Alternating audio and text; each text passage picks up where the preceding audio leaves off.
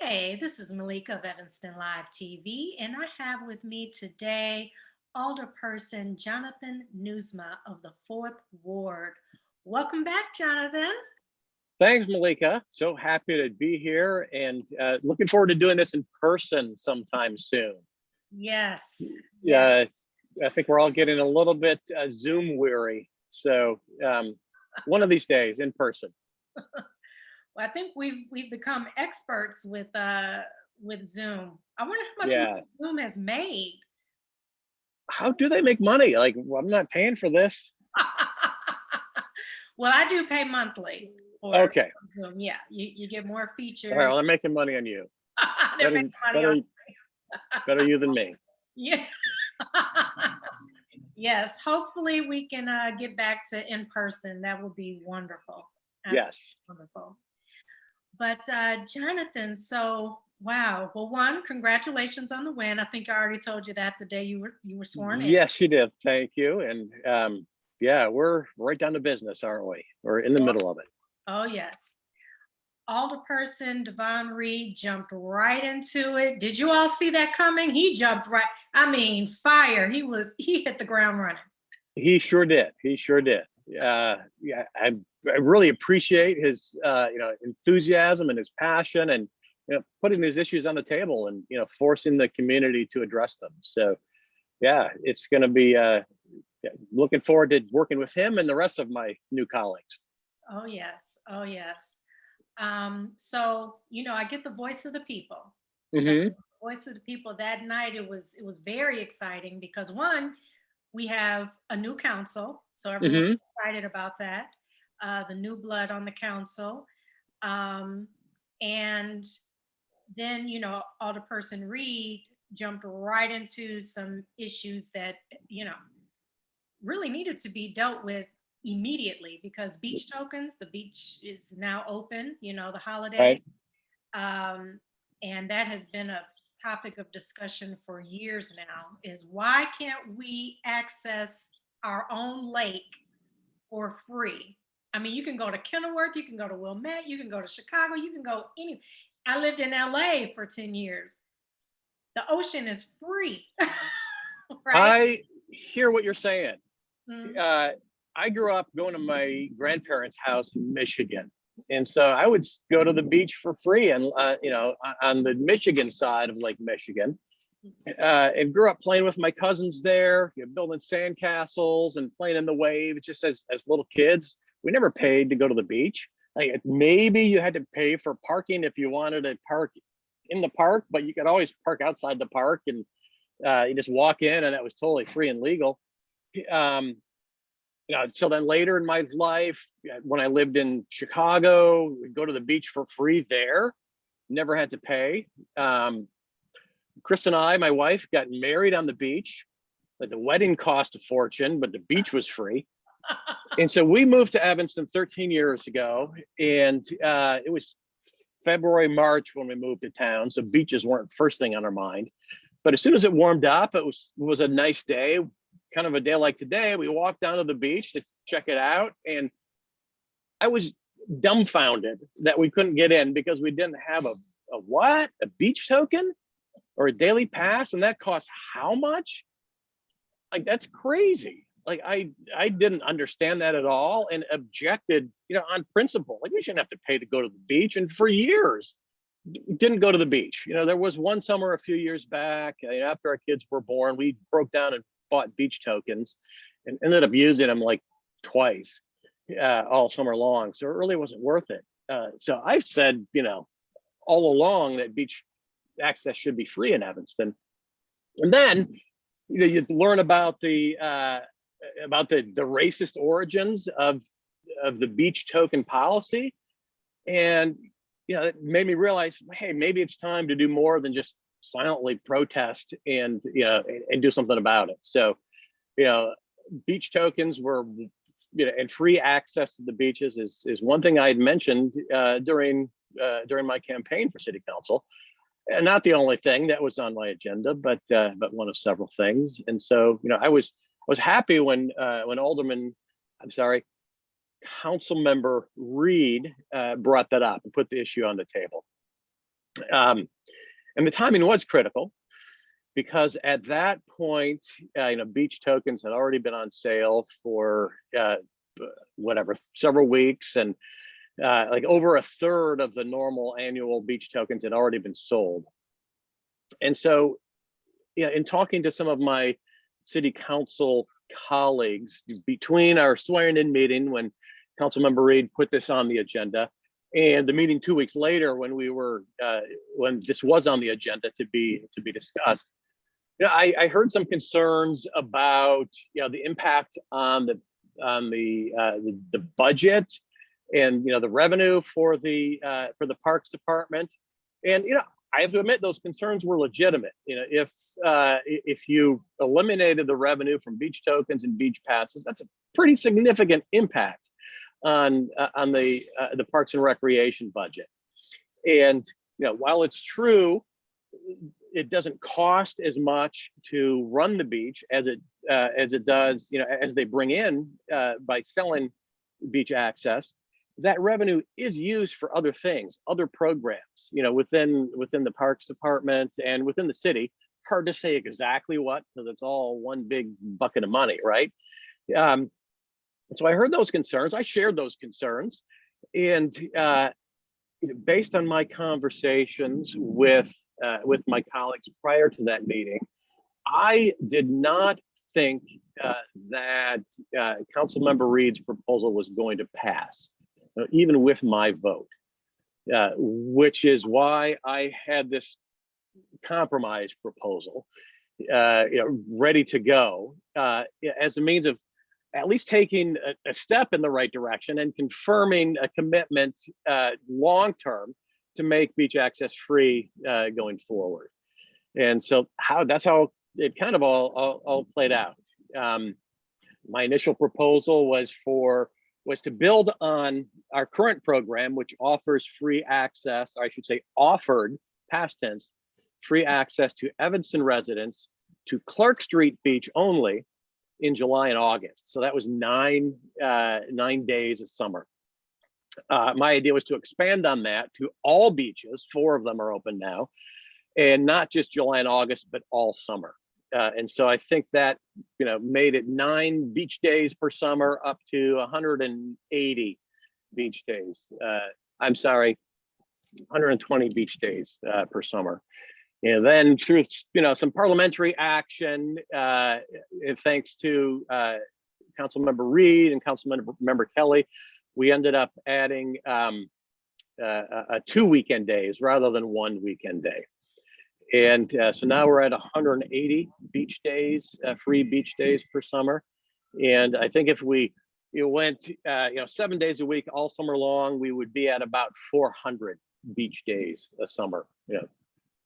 Number of beaches times number of days. So we're almost halfway there this year with a commitment, almost unanimous, an 8-to-1 vote by the City Council to open up beach access free for everybody in Evanston next summer and moving forward. So I feel like we have made a huge stride this year, and we'll complete the work next year. Okay, that was a thought too. So I think people were unclear. So next year, is it set for every day to be free, or does it have to come back up for discussion?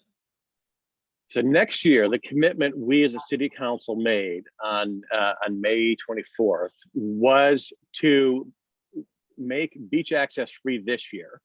I'm sorry, make beach access free next year, and take that into consideration when planning our budget for next year. So yes, beach access will be free next year. Okay, that's what I thought I heard, but then someone told me no, they didn't. It's not set in stone. It's not free next year. And I'm like, I could have sworn I heard them say. we made a commitment to have beach access free next year. Okay. And yeah, our feet should be held to that commitment. Okay. And so you all are coming up with ways in which to replace that income that they would normally make from the beach tokens. I Right. think we have vendors on the beach. We have so many restaurants in town. They would love to be able to sell on the beach. Exactly. Let's think creatively. How can we make some more revenue off of this, most significant, natural, resource in our community? Expanding concessions at the beach. Yeah, more, whether that's in brick and mortar structures or in food trucks. Hey, I've got some ideas. Alderman, Councilmember Reed, and others have some ideas. I'm open to whatever other ideas that other folks might have to, help defray the cost of, offering free access to Evanston residents. Okay, so overall, because I watched Lawrence Hemingway, who's over Parks and Rec, it was like he almost went into a panic. Yeah, I got and I can understand. Budget. Yeah, I can understand that. He's already planned for years to have it be a certain way, and already started to sell beach tokens and beach passes, and had over a third of them sold, based on historical numbers. So it would have been, and probably actually still will be, fairly disruptive to the Parks Department to change, on a dime this year. So he's going with the flow. He's going to make it happen. Given the direction that the city council has taken, and it's going to be easier for the Parks Department next year because he has a year to plan for it. Okay, I think that they can replace that money. I mean, all the other beaches around us are free and they're clean. I haven't been to a dirty beach, I don't think, ever really in my life. In LA, the ocean is free, you have vendors, it's clean. So I'm sure there's a way to make sure that the beaches stay clean. Money goes towards just keeping it clean. Yeah, it's clean, and the public safety, the lifeguards, Safety. that costs money, and it's money well spent. Right. I'm not suggesting we should pare down on safety or beach maintenance. Yeah. Those things are already in order, though. We have the safety, we have cleaning of the beach. So none of that would change just because it's free for everyone. It's going to remain. We'll have to figure out how to pay for it. Right. We'll have to make up for the revenue that the city was bringing in. We're still bringing in revenue by renting boat storage, for example. So there is some revenue coming in directly from our beach, and we'll just have to look for other ways to make up for that lost revenue. Okay. So I think that listening to people in the community, they're like, well, that seems to always be a thing, like the budget, the finances, as opposed to really just looking out for the people. So then that becomes, is it about the people or is it about economics? It's if you answer that question simply, you should run for president. Because that is kind of what it all boils down to. There's all these good things we want to do, and some of them are free, but some of them cost money. And so you can't talk about doing good for the people unless you have a way to pay for it. And so those you can't take those conversations apart. They're very interlinked. And I acknowledged this during my campaign. One of my E's for Evanston, remember, equity, environmental sustainability, economic development. We want to be able to pay for all the good things we want to do. Otherwise, they're just good ideas are a dime a dozen. But good ideas, many of them, not all of them, cost money to implement. And so we want to make sure we can afford to do all the good things, and we can afford to do it. This is key. We can afford to do it equitably. So we are not, imposing an undue burden on any portion of our population. Certainly not on those least able to afford it. Mm-hmm. I think just overall, we should just have free access to the beach, and they needed to figure that out years ago. That we should just have free. Yeah. like that's for the people. Yeah. That's from God to the people. So how are you going to charge us? I agree with you, and it's in 100% next year, and we're almost there this year. Not almost. Well, we're a huge step forward this year, and we're going to finish that journey next year. And I'm sure that's, I mean, it always comes into play, but with you being new on the council and a lot of people are like so excited about you winning the fourth ward and having say over the city because you have such a passion about the environment and so many other things. So, there you have your councilmen on city council who have always been about a certain percentage of Evanston and the economics and making sure that the certain groups stay exclusive and exclude others. And it isn't even always about color. I think it's about class. It's a class system too. And then you have those also who are definitely just about the people and what's right at the end of the day and make the numbers work right for the people. Right. So that's going to keep, I mean, beach tokens is so minute, but it spoke volumes. So that's going to keep coming up. So you're going to have your council who are about playing to their constituents, the upper financial economic status. And then you have your councilmen who are just about what's right and what's for the people. So Jonathan, where do you stand in that? Because the council almost looks split right now. It almost looks split. Yeah. There's council for the money. Well, let's see how it all plays out. It's going to be interesting, and it's quite possible that I will be a bridge between these two groups going forward and trying to balance economic concerns while really doing what's right for the people. And as I said earlier, we need to be able to pay for all the good things we want to do. And if it's not financially sustainable, we're not doing right by the people, because we as taxpayers and community members are ultimately on the hook to pay for everything we want to do. So we need to balance those two concerns. And my intent is to do what's right for the people, which includes making sure we can pay for it effectively and efficiently. So I hope that makes sense to you. I hope that makes sense to the constituents in the fourth ward. If my emails on the beach access question were any indication, some people love it because we now get 3 free beach days a week, and some people are very disappointed because it wasn't we didn't do away with beach tokens altogether immediately. So that's what I signed up for.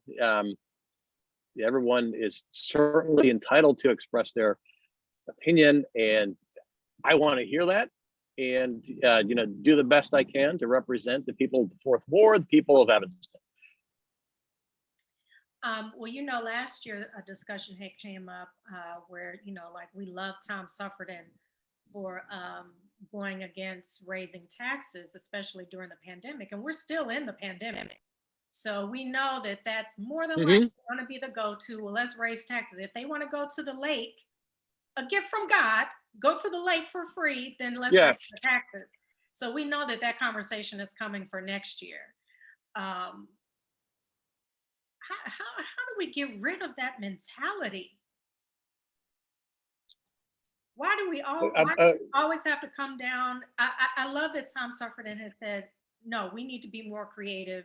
We're brilliant people here. Let's think outside the box. We're in a pandemic. People are struggling financially. Like everyone has been touched by this pandemic on some level. So why go to on every budget, especially during a time right now, let's raise their taxes. If they want this, let's raise their taxes. And nobody likes paying taxes. Even Democrats don't like paying taxes. Even liberal Democrats don't like paying taxes. And I would consider myself a liberal Democrat. And I don't want to pay any more in property tax than we already do, because it already is pretty darn high. And so we need to look at, as a community, alternative sources of revenue, or different sources of revenue, for our city government. And, coming out of COVID, the city government is, it's tough. Hotel tax revenue is way down. And, with, almost nobody, coming down to fill the office spaces and do their office jobs in downtown Evanston, we have, a real significant fall off in tax revenue because of COVID. And so it's going to be a challenge, rebuilding that our local economy post COVID. I feel like we're making some huge, progress on the pandemic, due to national policy, due to state and local policy as well. So we're looking forward to kind of a rebirth, this summer and moving forward. And, certainly this huge injection from the federal government, the $43 million from the ARPA fund is going to help us a lot. So we are going to have a fun conversation figuring out how to spend, let me rephrase it, how to invest that the $43 million largesse that we're getting from Washington, and make sure that's working for us here in Evanston. And like you said, it's not just about the budget, it's about supporting the people. How can we spend that money, invest that money wisely, so it's supporting the people here in Evanston, both in the short term, but also longer term. Yes. Now, council member, I don't know what to call you all these days, because you all got rid of council. Call me Jonathan. I'm fine. I'm fine if you call me Jonathan. So Alderperson Reed hit everybody with the 1-2 on the first day. So what do you got planned for us, Jonathan? Because we're so excited about this new blood. I can't even tell you. Yes. Well, I would like to, as I said in a council meeting recently, I'd like to feel like I just moved into the house and I want to live there for a month or so before I figure out what color I want to paint the bathroom and how I want to redecorate the kitchen. So, I do want to take a little bit of time, get the lay of the land, see what it looks like, see what it feels like from the inside, and then move my agenda forward. Working on equity issues, working on environmental sustainability. One thing I have said is I want to make implementation of our climate action and resilience plan. I want to make that a city council goal. So I'm still planning to do that. Having said that, we are looking at a more comprehensive strategic planning process, which could be significantly impactful on our community in more ways than just climate action. So yeah, I got to see what the big picture looks like, and then we'll move forward on as many E's from my agenda as we can: equity and economic development and environmental sustainability, engagement. When is this going to air? I'm not sure if it's going to air today, but my first ward meeting as a council member for the 4th Ward is Tuesday, June 1st. That's today as we're taping this, 7:00 p.m. at the Civic Center. And I will also let folks know that I'm going to be doing office hours on the second Saturday of every month. Initially at a rotating series of coffee shops. So I think it's Saturday the 15th. Let me check my calendar. Saturday the 12th. I'm sorry. At Berry Pike Cafe, 10 o'clock. Berry Pike is across from the post office on Davis Street. Oh, that's awesome. You are really making yourself I'm here. Come talk to me. There's no excuse. I'm here. Come talk to me for sure. Yes. I love that. I think the 4th Ward is really Evanston, period. You're probably going to get others coming in that aren't even in the 4th Ward coming in to. We're not going to check IDs. Yeah. Awesome. And so the Alderman Reed had brought up the hazard pay, which I think is a great idea. And I know that the council, I don't know that the council brought in, but I made an assumption that one of the incumbents probably brought her in, one of the corporates, to speak on behalf of corporate. that we treat our employees fair, everything's good, they're happy, But what corporation is going to not say that, right? Exactly. Exactly. Right. So, like, it'd been great to hear from some employee and maybe some that, decided to quit because, it was just too dangerous. Hmm. Hmm. What do you think is, what is your vibe on the hazard pay or hero pay? I'm calling it hazard. Hero pay, yeah. And certainly I'm on board with the concept. Why should CEOs make a gazillion dollars, millions and billions of dollars, and corporate profits are record numbers when the folks on the front lines doing the work in a hazardous situation, honestly, during COVID, are the ones suffering the consequences. So I love the concept.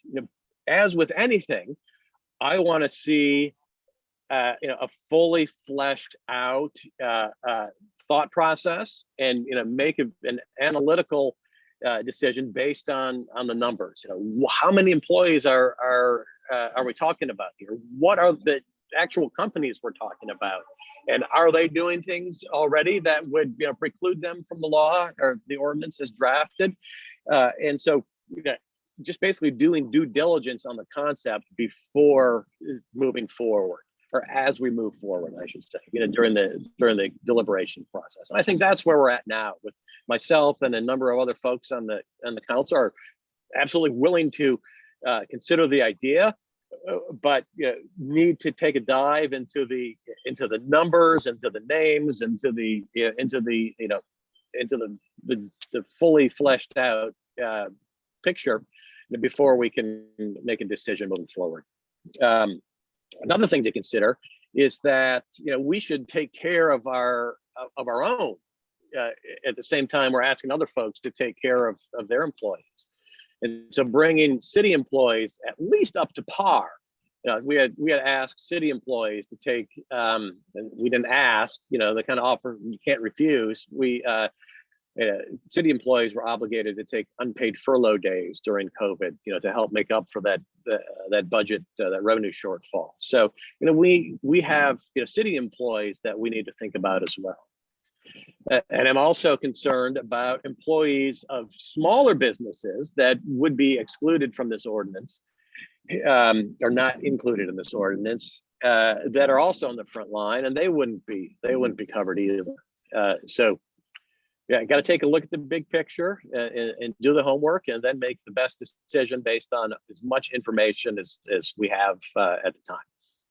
Yes, we have a lot of great mom and pop type businesses here in Evanston, and many of them stayed open, Yeah. putting themselves at risk. So I'm really curious to see how all that's going to play out, because that's definitely looking out where the people kept serving us during such a very scary time for everyone. But they were there. Yeah. No matter what, they were there. So Jonathan, I know I was supposed to have you for 20 minutes, but I love talking to you. Anytime, as long as you want. I'm so happy for you, and looking forward to what's to come from Alderperson Nieuwsma. I do want to tell you that I did go to the lake. I do my walk on the lake, and I did stop at Lee Street at the table. And as soon as I walked up, the young lady asked me for my token. And I said, "What day of the week was it?" This was, I will tell you right now.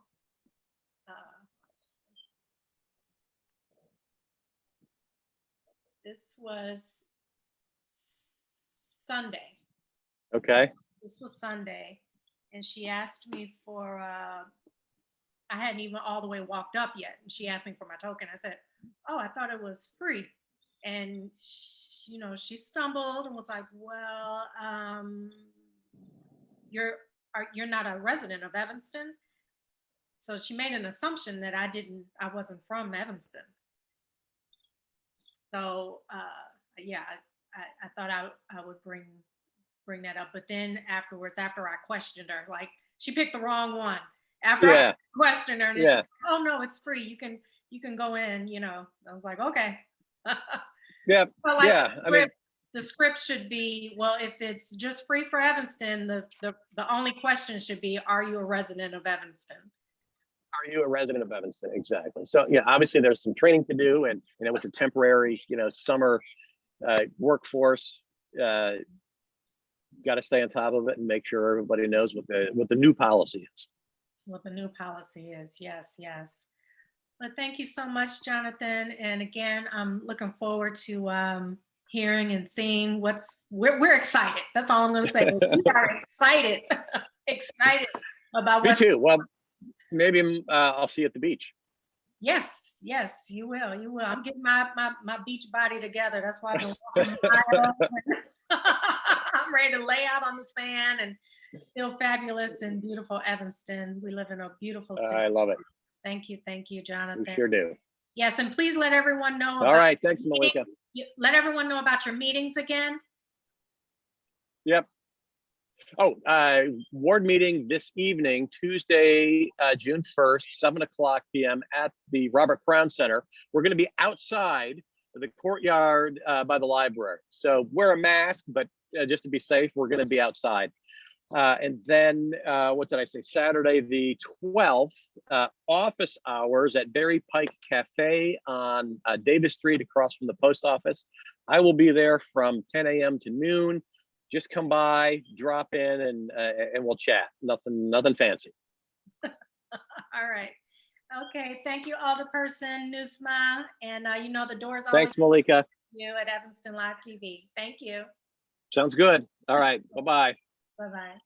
All right, this is Malika, Evanston Live TV. That was Alderperson Jonathan Nieuwsma of the 4th Ward. We are so excited that he's on the council and looking forward to so much more to come from him. And wow, I mean, yeah, he's in the hot house. So he's got to figure out where to paint the walls, what rooms to redo, what to add, what to take out. So I think it's actually really exciting. So we got new blood on the council, you guys. So you all please stay engaged. He's opened up the door, making himself accessible to Evanston. So you all have no excuse like, well, he doesn't answer the phone. I don't get to voice my concerns. He is making himself open to the community to come and talk to him, And I think that speaks volumes. So you all please stay tuned here, stay engaged. Evanston Live TV.